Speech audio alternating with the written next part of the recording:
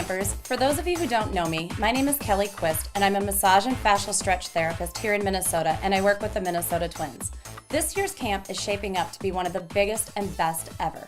So with that in mind, I recently sat down with Lanning Tucker, head rehab coordinator and assistant athletic trainer with the Minnesota Twins, and I asked him, what can our campers do to get ready for camp?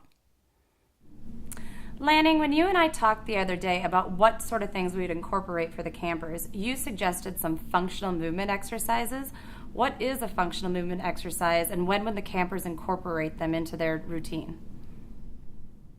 Functional movement exercises are used to correct deficiencies that are found during a functional movement screen. The functional movement screen consists of 7 movement tests that reveal weaknesses, imbalances, or other limitations in a person's movement patterns. These tests are not meant to diagnose deficiencies or specific conditions, but help athletes and those involved in their health care to be aware of movement asymmetries and then work on appropriate corrections. For our purposes today, we're going to be demonstrating 10 of what we feel are the most common corrective exercises. So how often can someone incorporate functional movements? Throughout every day we're moving, so sometimes that movement is efficient, and other times as adaptations occur in movement, for various reasons our movement becomes inefficient and may lead to other problems. So for a person who's interested in improving their overall function, a functional movement analysis by a trained healthcare professional and then daily work to improve their movement patterns would be very beneficial. So what is active stretching? The goal of active stretching is to give the entire body a wake-up call. We will be demonstrating a few warm-up exercises that are designed to increase circulation and get the muscles and joints limbered up prior to more increased activity. Is it best to do it before or after exercise? As we are going to demonstrate, a combination of active and static stretching should be done prior to working out or playing in games, but it's also very important to cool down after competition. During the cool down process, the athlete should use some of the same stretches they use during the warm-up to target areas of soreness. Doing a good cool down after a game or a good workout will help the athlete to start off the next day without as much soreness, and makes it easier to loosen up for the activities the next day. You had a great suggestion for our campers when it came to static stretching. What was that? I've always been a big proponent of athletes doing static stretching, especially for problematic areas throughout the day. It's definitely easier for an athlete to make gains in flexibility and then maintain that flexibility by targeting problematic areas a little throughout the day rather than just once. So let's say I'm stretching and I'm feeling a little discomfort. Is that normal? How hard should I push myself on those stretches? Static stretching should always be very comfortable and never painful.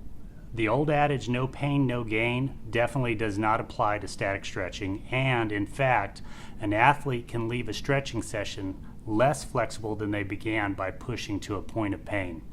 Pain during static stretching is that muscle going into spasm in an attempt to protect itself from being overstretched. Now that you understand a little bit about FMS, active stretching, and static stretching, here's Lanning Tucker and veteran camper Scott Hinnenkamp to show you what it's all about.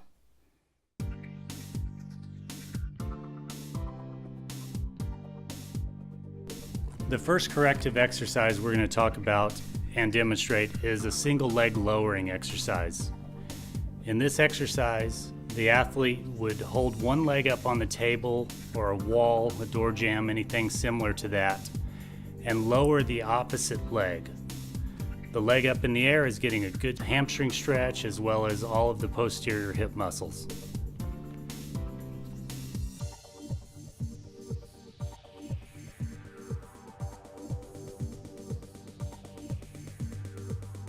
The next corrective exercise is called a double leg hip hinge. In this exercise, the athlete would use a piece of PVC as we're showing or something similar, maintaining contact with the head, the back, and the tailbone, balancing on one leg and leaning forward as far as they can go to get a good stretch, again, a good active stretch of the hamstring.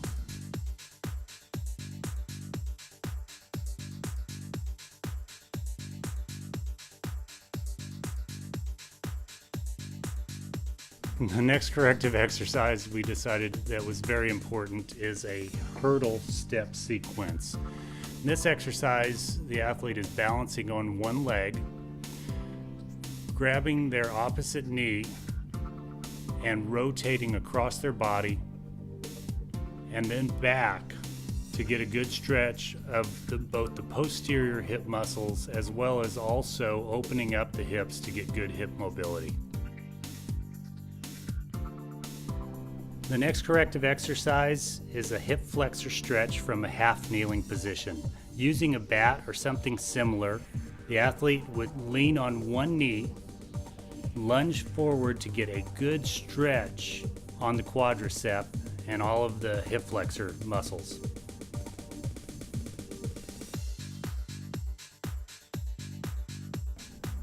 The next exercise is called a leg lock bridge. In this position here, the athlete would pull the knee back to do a knee to the chest and then go up into a single leg bridge.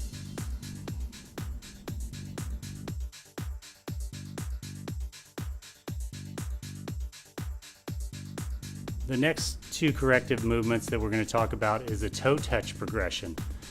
The first movement, the person gets their toes up on a 2x4 or something similar, reaches up, keeping their knees straight and touches their toes. The second movement, they come forward with their heels up on the 2x4 and do a squat.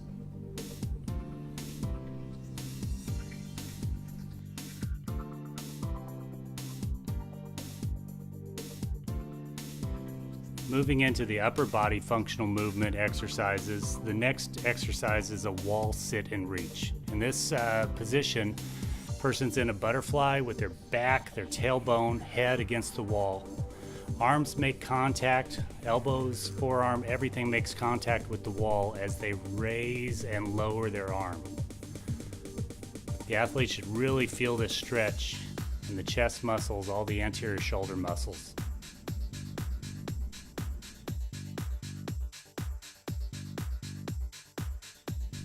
The next two functional movement exercises for the upper body we're going to show you is a T-spine rotation with a reach.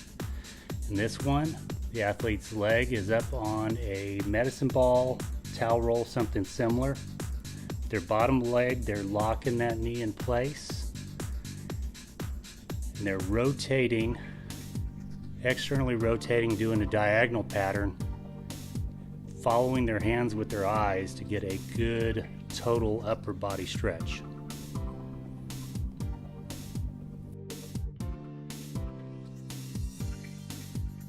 The next thoracic spine functional movement exercise is a T-spine rotation with an arm sweep.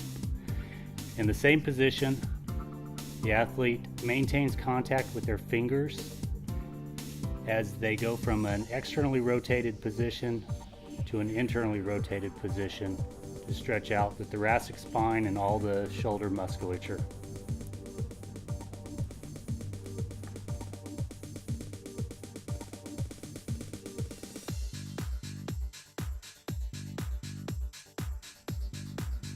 The next functional movement exercise that we're going to show is a trunk stability rotation with the knees flexed. In this exercise, contact is made with both arms straight out to the side, maintaining that contact with the floor and holding a towel roll or something similar between the knees. The athlete would rotate to their right and to the left. This stretch should be felt on the lateral hip as well as the oblique muscles, and then also in the shoulder on the opposite side that you're rotating.